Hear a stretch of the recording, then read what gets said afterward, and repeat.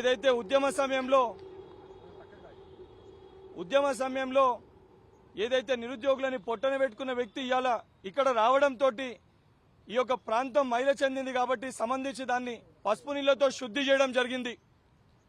హరీష్ రావు గారికి గత 10 సంవత్సరాలుగా బీఆర్ఎస్ పార్టీ నాయకులకు ఏ రోజు కూడా అమరవీరులు గుర్తుకు రాలే. ఈ రోజు ఏదైతే సవాల్ విసురుతూ ఏదైతే రాజకీయ లబ్ధి కోసం ఏదైతే సంబంధించి అసెంబ్లీ అఫైర్స్ మినిస్టర్ గా పనిచేసిన సుదీర్ఘ రాజకీయ అనుభవం ఉన్న మీకు ఏ రకంగా రాజీనామా లేక ఒక ప్రొసీజర్ ప్రక్రియ ఏ రకంగా పంపన్నో కూడా అవగాహన లేకుండా ఉద్దేశపూర్వకంగా కేవలం ఏంటంటే ఒక పొలిటికల్ మోటివ్ తోటి ఒక రాజకీయ లబ్ధి పొందుదామని చెప్పి తీసుకొచ్చి రాజీనామా లేఖని ఇక్కడ పత్రికా విలేకరుల సమక్షంలో ఇవ్వడం జరిగింది. ఏదైతే ఆగస్టు 15వ తారీఖున తప్పనిసరిగా ఏదైతే మా ముఖ్యమంత్రి గారు సవాల్ విసిరిరో మా ముఖ్యమంత్రి గారు సవాల్ విసిరింది బీఆర్ఎస్ పార్టీ అధ్యక్షునికి.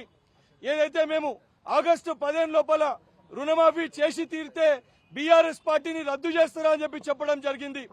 హరీష్ రావు గారు మీరు ఆ పార్టీలో మరి మీరు కేవలం ఒక జీతగాడు మటుకే నిజంగా కల్వకుంట్ల చంద్రశేఖరరావుని బయటికి రమ్మనండి. ఆగస్టు 15వ తారీఖున ఏదైతే రైతులకి 2 లక్షల రూపాయలు రుణమాఫీ చేస్తే బీఆర్ఎస్ పార్టీని రద్దు చేస్తామని చెప్పి కల్వకుంట్ల చంద్రశేఖరరావు గారిని బయటికి వచ్చి చెప్పమని చెప్పండి. దానితో పాటు ఏదైతే మీరు సమర్పించిన మీ రాజీనామా లేఖని ఎమ్మెల్సీ హోదాలున్న నేను ఆగస్టు 15వ తారీఖున 2 లక్షల రూపాయలు రైతులకు రుణమాఫీ చేసిన తర్వాత నేను బాధ్యత తీసుకుంటా.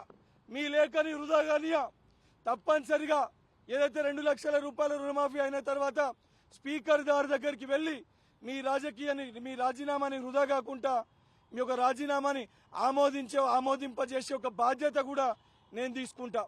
బీఆర్ఎస్ పార్టీ నాయకులకు మళ్లీ చెప్తున్నా, హరీష్ రావు గారికి నిజంగా మీకు చిత్తశుద్ధి ఉంటే మీకు నిజంగా గత 10 సంవత్సరాలుగా మీరు చేసింది తెలంగాణ